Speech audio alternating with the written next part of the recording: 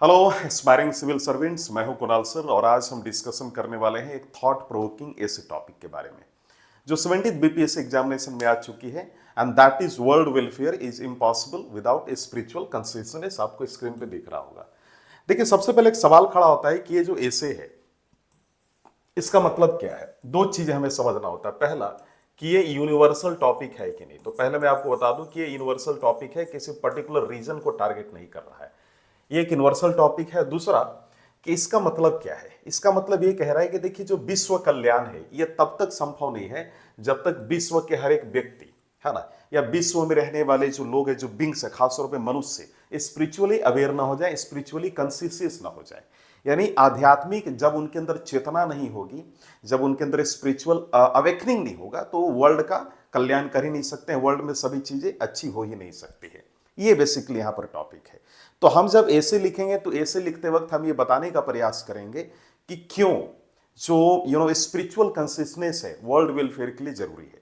खैर, जब इसको आप शुरू करेंगे तो आप किसी भी एक कोटेशन के साथ शुरू कर सकते हैं। अगर आप चाहें तो बिहार के किसी थिंकर का कोई कोटेशन यूज कर सकते हैं इस टॉपिक से रिलेटेड। आप चाहें तो किसी वर्ल्ड थिंकर या किसी जो इंडियन थिंकर का उपयोग कर सकते हैं।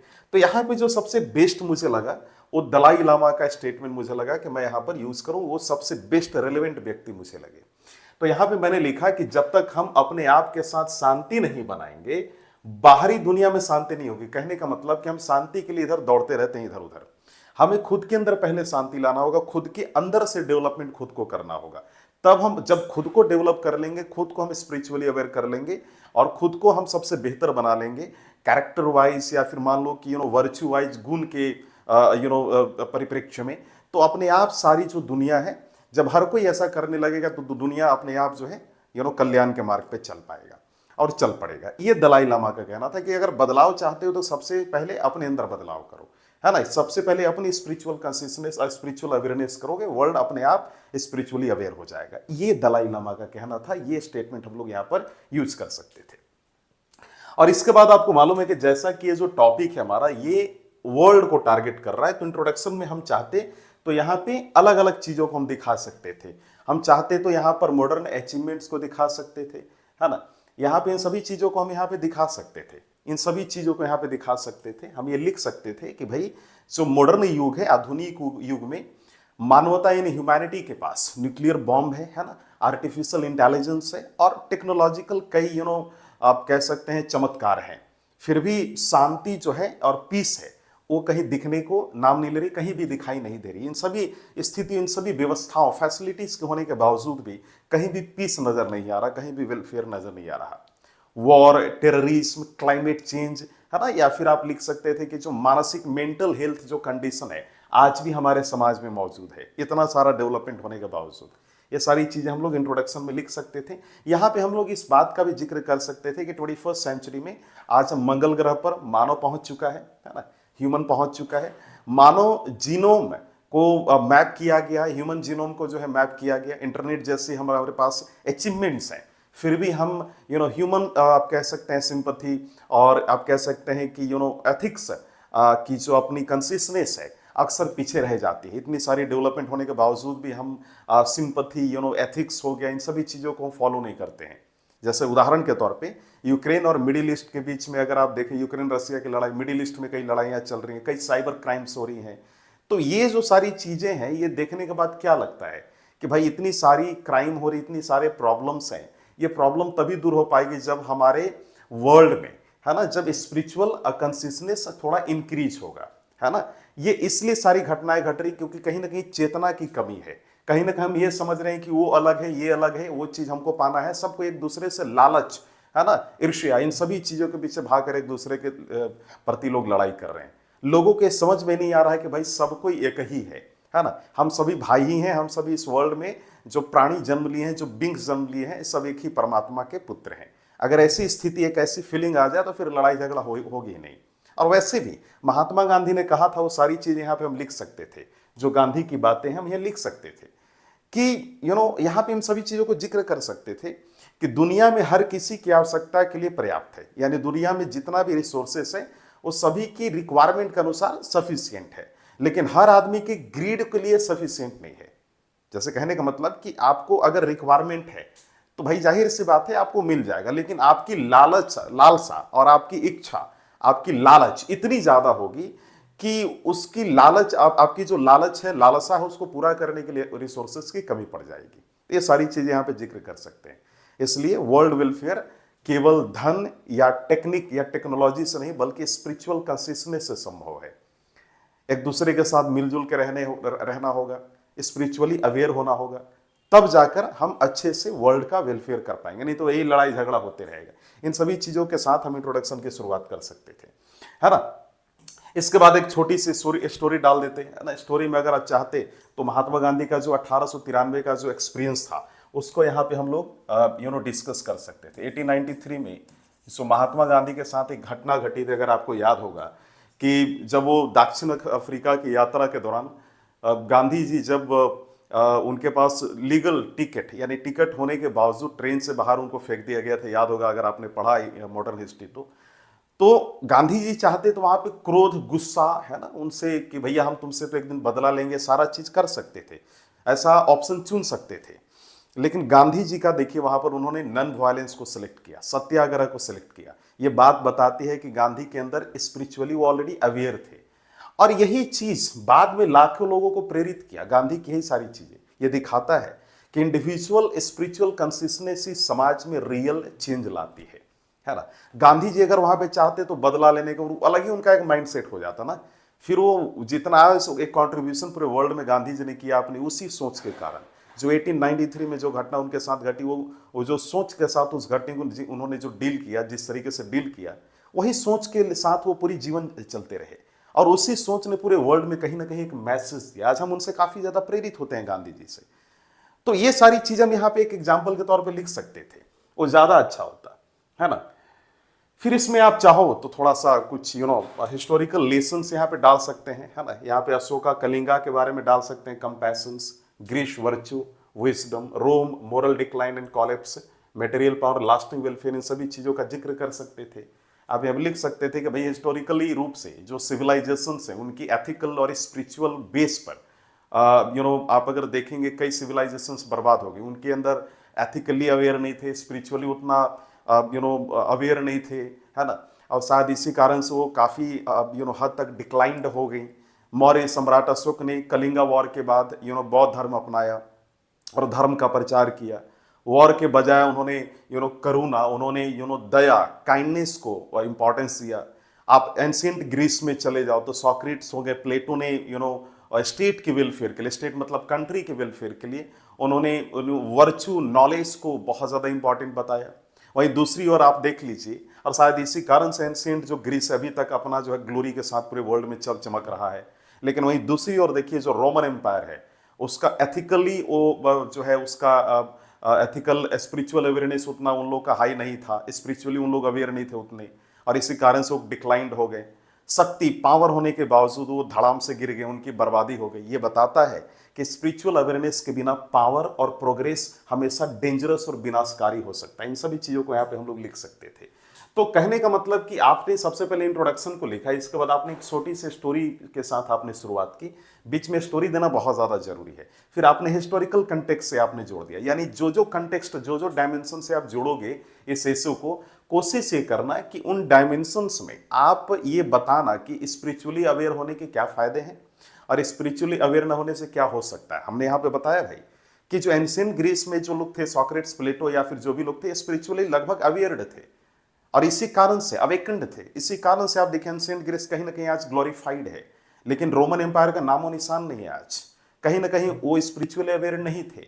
ये सभी चीजों को हमें दिखाना है। एक ऐसे को जब हम लिखें तो इस बात का संपूर्ण ध्यान देना है, कंप्लीट फोकस करना है कि ऐसे बैलेंस्ड हो, है ना, कहीं एक तरफ इंक्लाइन ना हो। कहीं ऐसा नहीं कि हम सिर्फ यहाँ पे जब ऐसे लिख रहे हैं, कई बार होता है कि कई बच्चे ऐसे लिखते हैं और यहाँ पर सिर्फ इसी चीज को बताते हैं रहते हैं हर डायमेंशन में कि स्पिरिचुअली अवेयर होने के बेनिफिट क्या है। आपके इसके अलावा भी ये भी दूसरा पहलू भी दिखाना होगा कि स्पिरिचुअली अवेयर न है, नहीं कोई अगर है तो उसका क्या नुकसान पहुंच सकता है। इन सभी चीजों को यहाँ पे दिखाना होगा।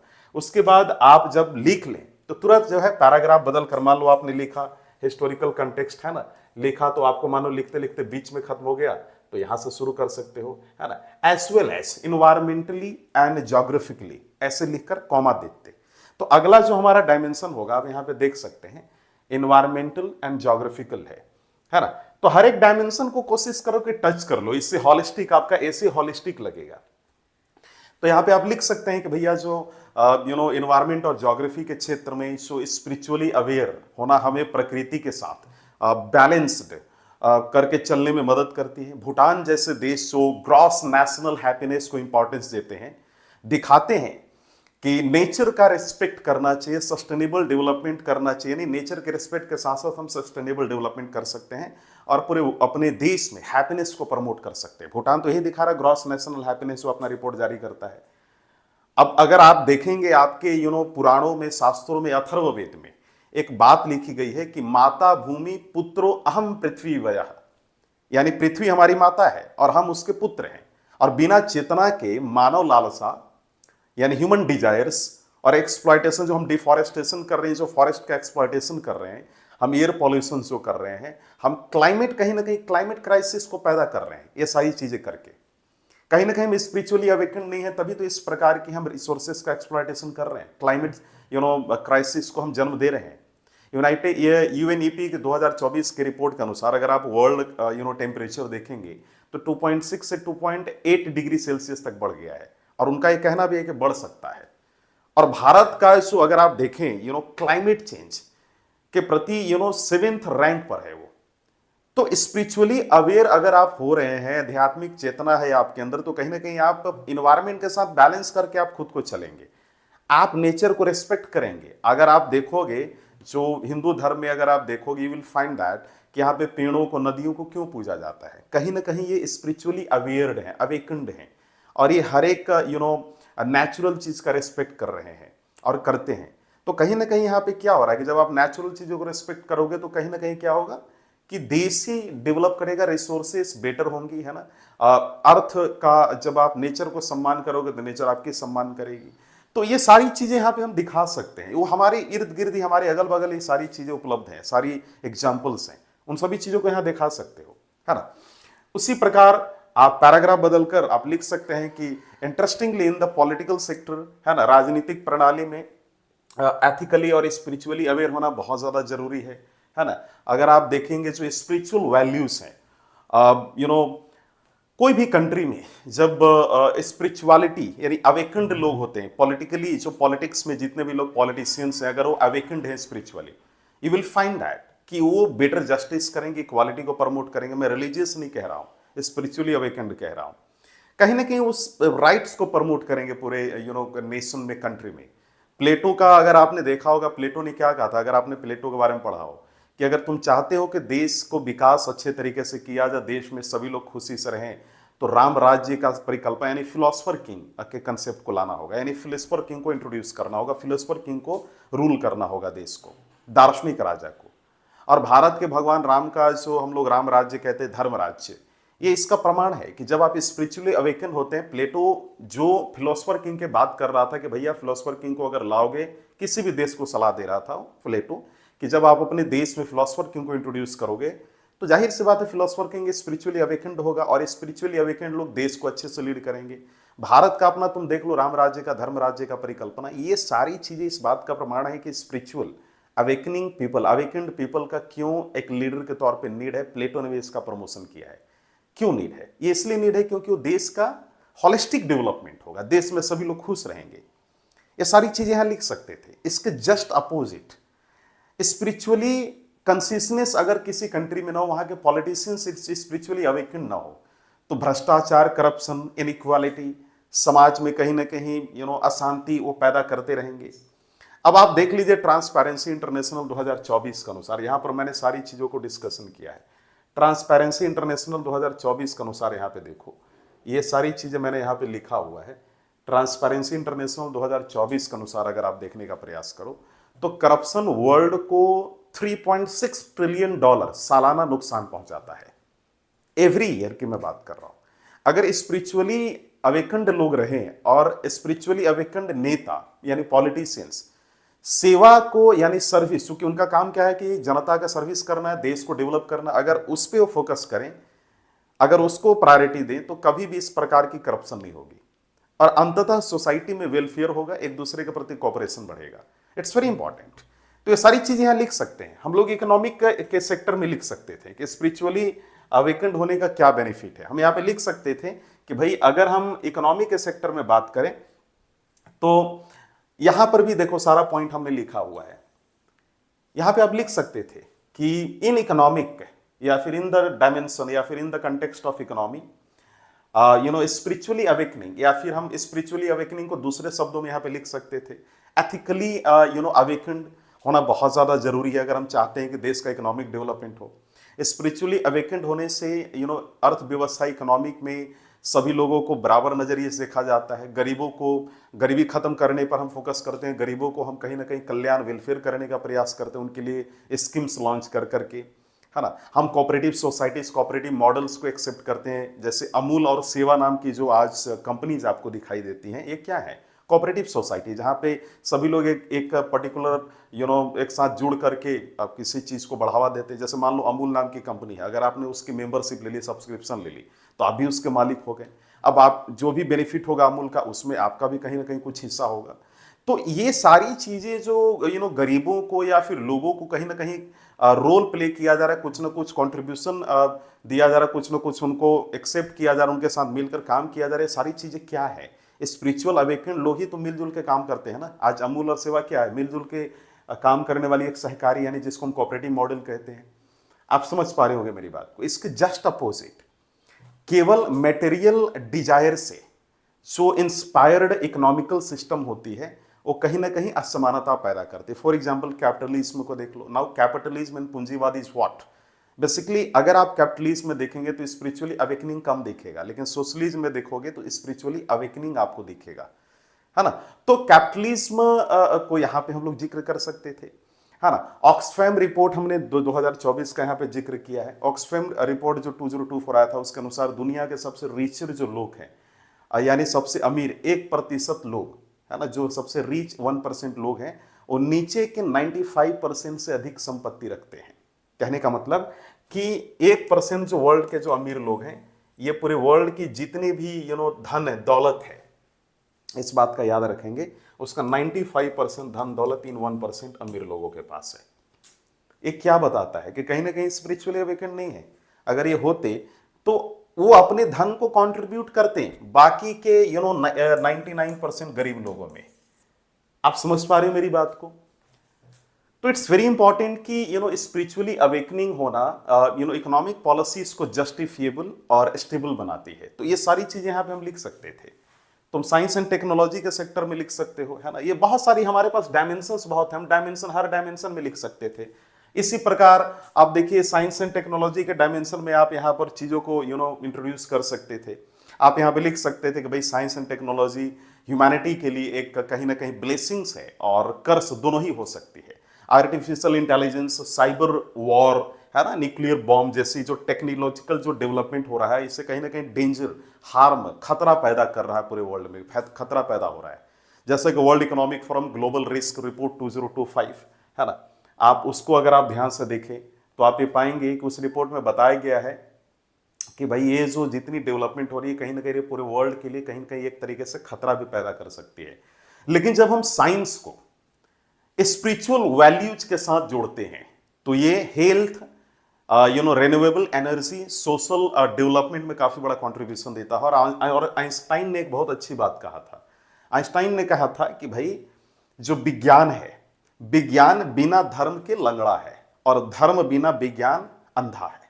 तो ये सारी चीजें यहां पे हम लोग लिख सकते थे, है ना। हम लोग एजुकेशन सेक्टर में हम लोग यूनेस्को 2024 का हम लोग जिक्र कर सकते थे, क्लाइमेट एथिकल करिकुलम का जिक्र कर सकते थे, है ना। टैगोर की बातों को हम यहाँ पे एम्पैथी इंटेलेक्ट को जोड़ सकते थे। विवेकानंद की बातों को, मैन मेकिंग एजुकेशन, सारे टर्म्स को जोड़ सकते थे। एजुकेशन वाले डायमेंशन में हम स्पिरिचुअल एजुकेशन के बारे में यहाँ पर हम जोड़ सकते थे। तो जब ये सारी चीजें करोगे ना, तो आपकी एज से बड़ा ही एक, आप कह सकते हैं, एक बड़ा आपको बहुत ही हॉलिस्टिक आपको नजर आएगा, ठीक है। इस प्रकार आप यहाँ पर वीमेन एम्पावरमेंट का भी जिक्र कर सकते थे, इस डायमेंशन को भी यहाँ पे लिख सकते थे आप। यहाँ पे आप लिख सकते हैं, है ना, ये वीमेन एम्पावरमेंट वाले में कि भाई जिस समाज में महिलाओं का सम्मान होता है वो समाज विकसित समाज होता है, और यत्र नार्यस्तु पूज्यन्ते रमन्ते तत्र देवता, एक बहुत बढ़िया श्लोक है, ऋग्वेद में कहा गया है कि जहां महिलाओं का इज्जत होता है, जहां पर महिलाओं की पूजा होती है, वो देश अपने आप में काफी, वह जगह, वह समाज अपने आप में काफी पूजनीय होता है। ये सारी चीजों का जिक्र कर सकते थे। वर्ल्ड बैंक के अनुसार वुमेन को बढ़ी हुई भागीदारी जो से जीडीपी में 20% तक वृद्धि हो सकती है। ये भी चूंकि वर्ल्ड बैंक का कहा हुआ है कि अगर महिलाओं का कंट्रीब्यूशन अगर इकोनॉमिक में होता है, वर्ल्ड इकोनॉमी में, तो 20% तक जीडीपी में वृद्धि देखी जा सकती है। इन सभी चीजों को हम लिख सकते हैं। आई यू गेटिंग द पॉइंट? आप यहां पे लिख सकते हैं कि महिलाओं के अधिकारों को अनदेखी सोसाइटियल कॉन्फ्लिक्ट और इनइक्वालिटी पैदा करती है। Spiritual awakening gender equality ensure करती है और हॉलिस्टिक सोशल डेवलपमेंट को बढ़ावा देती है। ये सारी चीजें लिखोगे तो काफी अच्छा ऐसे आपको दिखेगा। सोसाइटियल एंड मेंटल हेल्थ को यहाँ पे जिक्र कर सकते हैं हम लोग, ये भी सारी चीजों को यहाँ पे लिख सकते हैं। हम लोग यहाँ पे लिख सकते हैं कि भाई जो हमारा समाज और मानसिक स्वास्थ्य यानी सोसाइटी और मेंटल हेल्थ का भी स्पिरिचुअल अवेकनिंग से गहरा रिलेशन है। आप ये सारी चीजें यहाँ पे लिख सकते थे। आप यहाँ पे लिख सकते थे कि जैसे art of living, ISKCON, Sarvodaya जैसे संगठन दिखाते हैं कि आध्यात्मिक जागरूकता है ना, ये सारी चीजों का हम जिक्र कर सकते थे कि भाई जो स्पिरिचुअल अवेकनिंग, जो सिंपथी है ना, सोसाइटियल जो इक्वालिटी है, सोसाइटियल डेवलपमेंट है, सर्विस की जो फीलिंग है, ये सारी चीजें आप देखेंगे आज कहीं ना कहीं कुछ इंस्टीट्यूशंस हैं जैसे इस्कॉन हो गया, सर्वोदय हो गया, they are just doing this kind of thing. कहीं ना कहीं वो सोसाइटी की मदद कर रही हैं। इन सभी चीजों को यहाँ पे हम लोग लिख सकते थे, जिक्र कर सकते थे कि स्पिरिचुअली अवेकन इंस्टीट्यूशन सोसाइटी में स्पिरिचुअली अवेकन कर रही है सर्विस कर करके, इसे लोग सीख भी रहे हैं। और यहाँ पे जैसा कि कबीर ने कहा है, मैंने लिखा भी है, जैसा कबीर ने कहा है कि भाई प्रेम ना बाजार में बिका, प्रेम ना मंदिर मस्जिद में, जो दिल को साफ कर ले वही इश्क में रब दिखे। तो ये दर्शाते हैं कि भाई जो प्योर हार्ट होता है, शुद्ध हृदय, सामाजिक कल्याण, सोसाइटल वेलफेयर को जन्म देता है। समझ रहे मेरी बात को? स्पिरिचुअल अवेकनिंग के लैकनेस में मेंटल कंडीशन का जो संकट है, जो लॉनलीनेस है, जो अकेलापन है, जो सोसाइटल कॉन्फ्लिक्ट, ये सारी चीजें बढ़ती हैं, जैसा कि वर्ल्ड हैप्पीनेस रिपोर्ट 2024 में बताया गया है। इन सभी चीजों का हम जिक्र कर सकते थे। एथिक्स मोरालिटी का जिक्र कर सकते थे, यहां पर हम दिखा सकते थे। बुद्धा के 8 फोल्ड पथ को यहां पे जिक्र कर सकते थे। इमैनुअल कांट की यूनिवर्सल मोरालिटी को जिक्र कर सकते थे। Spiritual consistence, trust, honesty and justice को यहां पर हम लोग लिख सकते थे। एब्सेंस, करप्शन, इनस्टेबिलिटी, इन सभी टर्म्स को हम यहाँ डाल सकते थे। इस प्रकार हम सिक्योरिटी और पीस वाले डायमेंशन में भी हम लोग जो है United nation 2024 2.3 trillion dollar military spend को यहाँ पे हम लोग जिक्र कर सकते थे। स्पिरिचुअलिटी, जो कॉन्फ्लिक्ट रिजोल्यूशन एंड कोऑपरेशन, इसका यहाँ जिक्र कर सकते थे। एब्सेंस, एग्रेशन, क्राइम, इन सभी टर्म्स को हम इसमें यूज कर सकते थे।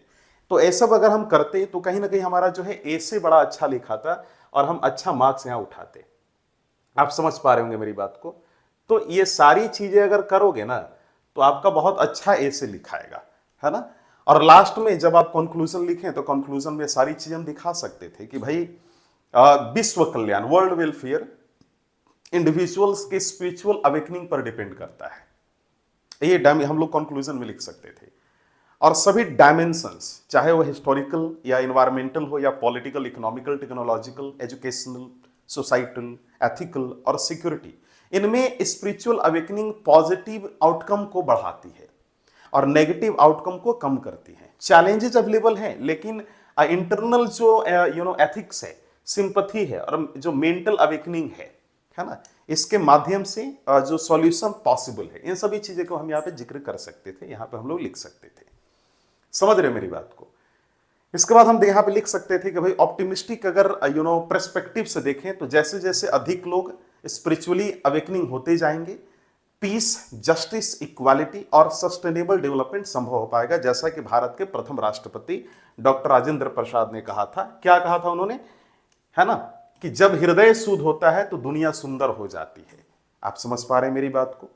यानी जैसा कि प्रेसिडेंट राजेंद्र प्रसाद ने कहा था, फर्स्ट प्रेसिडेंट ऑफ इंडिया, कि भाई when the heart becomes pure the world becomes beautiful. तो इन सभी चीजों का यहाँ पे जिक्र कर सकते थे, है ना। हम यहाँ पे यहाँ पे स्पिरिचुअल कंसिस्टेंस, क्राइसिस, अपॉर्चुनिटीज का जो है जिक्र कर सकते थे। माने कि जब हम कोटेशन लिख लेते हम राजेंद्र प्रसाद के द्वारा कहा हुआ, तो यहाँ पे हम लिख सकते थे कि आध्यात्मिक जो चेतना है, स्पिरिचुअल जो कंसिस्टेंस जो क्राइसिस है उसको अपॉर्चुनिटी में बदलने और एक ऐसा वर्ल्ड बनाने की एक कुंजी या चाबी है जहां डेवलपमेंट, पीस, जस्टिस और हैप्पीनेस और प्रोस्पेरिटी के साथ साथ फले फूले। तो कुल मिला जुला कर जब आप इस ऐसे को लिख रहे होते तो आप इंट्रोडक्शन में आप बेसिकली बताते हैं कि कैसे कैसे जो है स्पिरिचुअल कंसिस्टेंस वर्ल्ड वेलफेयर को बढ़ावा दे सकती है। इसके बाद आप जो है इसमें एक छोटी सी स्टोरी, कोई भी आप रियल लाइफ स्टोरी उठा के लिख देते। आप अगर चाहें तो कोई इमेजिनेटिव स्टोरी भी लिख सकते थे। सबसे बढ़िया मुझे लगा गांधी का, तो मैंने लिखा। जरूरी नहीं कि इतने सारे डायमेंशन को इंट्रोड्यूस आप करें ही ऐसे में। आप इसमें से 5-6 डायमेंशन कोई भी उठा ले, environment, politics, economics, science and technology, history, आप इसको 4 ही 5 को इंट्रोड्यूस करें। लेकिन हर एक डायमेंशन में आप दिखाइए, है ना, एग्जाम्पल के साथ दिखाइए कि भाई अगर मान लो स्पिरिचुअली अवेकनिंग होंगे तो क्या बेनिफिट हो सकता है। रियल लाइफ कुछ एग्जाम्पल दे दो। नहीं अवेकन्ड है तो क्या हो सकता है, कुछ रियल लाइफ एग्जाम्पल दे दो। इसके बाद जो है ये कोशिश करो कि उसमें आप कुछ एग्जाम्पल हो सके तो वो दिखा दीजिए। और ये कोशिश कीजिए कि हर एक डायमेंशन से जब एक डायमेंशन खत्म हो तो दूसरे डायमेंशन में जब शिफ्ट करें तो उस डायमेंशन की शुरुआत एकदम पहले वाले डायमेंशन की शुरुआत जैसा नहीं करना है, कुछ नया तरीका अपनाना है। ठीक है ना, वो मैंने वीडियोस में ऑलरेडी बता दिया है। और लास्ट में आप लिख सकते हैं इन कंक्लूजन, है ना, व्हाई दिस इज इंपॉर्टेंट, है ना, क्या स्पिरिचुअल कंसिस्टेंस क्यों जरूरी है, इससे क्या बेनिफिट हो सकता है, इंपॉर्टेंस क्या है। और लास्ट में कोई भी कोटेशन दे दो, है ना। ऊपर में तो कोई कोटेशन दे ही सकते हैं, वर्ल्ड के किसी थिंकर का कोटेशन दे सकते हैं, लास्ट में भी कोई कोटेशन दे सकते थे। और बीच बीच में जब आप ऐसे लिखिए तो बीच बीच में कुछ पोएम अगर हो जाए, है ना, कोई अगर मान लीजिए कोई श्लोकास हो गया, है ना, या फिर कोई कोटेशन हो गया, डेटा, रिपोर्ट्स, जितना हो सके डालो, है ना। थोड़ा सा किसी पॉलिटिकल पर्सन का नाम नहीं यूज करना है, पॉलिटिकल पार्टीज का नाम नहीं यूज करना है, गुस्सा नहीं दिखाना है, न्यूट्रल होकर ऐसे को लिखना है। जब आप इन सभी चीजों का पालन करेंगे तो ऐसे बहुत बेहतरीन लिखाएगा। मैंने वही बताने का प्रयास किया था। वेल, मैं आप सभी को एक चीज और बोलना चाहता हूं कि अभी तबीयत खराब होने का बड़ा खराब, चूंकि मैं पिछले 20 दिनों से पीड़ित हूँ जो तबीयत से, फीवर एंड कोल्ड, इससे। तो मैं आप सभी को ये भी चेतावनी देना चाहता हूँ सभी बच्चों को कि फीवर और कोल्ड से बच कर के रहिए। एक न जाने वायरल काइंड ऑफ चल रहा है ना, तो बच के रहना है। मैं इसलिए कह रहा हूँ कि कहीं अगर आप बीमार पड़ गए तो आपकी पढ़ाई 20-25 दिन तक डिस्टर्ब हो जाएगी। मैं अभी भी उससे पीड़ित हूँ। तो इट्स वेरी इंपॉर्टेंट कि आप एक गुरु की बात माने। आपको दिख भी गया होगा ड्यूरिंग द लेक्चर कि मैं काफ़ी कूल होकर पढ़ा रहा हूँ, वो उसी कारण से हो रहा है। बहरहाल आते हैं बिंदु पे, तो आप इन सभी चीज़ों का ध्यान रखेंगे and that will be better for you, है ना। बाकी किसी प्रकार की कोई समस्या हो जरूर आप लोग जो है मैसेज करें, और हम लोग कोशिश करेंगे कि एक हम लोग जो है जूम सेशन ले लें जिसमें आप सभी से मैं रूबरू हूं और आप सभी को मैं बताऊं कि कैसे, कहाँ क्या कमी है, क्या क्या चीज़ों का ध्यान रखना वाइल राइटिंग एन एसे। याद रखिएगा, एसे पूरे सिलेबस का 33% एरिया कवर करता है, यानी 33% मार्क्स एसे में है। And essay selection, essay rank दिलाता है। जो डीआई है वो आपको क्वालिफाई करेंगे कि नहीं करेंगे डिसाइड करता है, और एसे आपके रैंक को डिसाइड करता है। आज के लिए इतना ही, फिर मिलते हैं एक नए वीडियो के साथ। धन्यवाद बच्चों।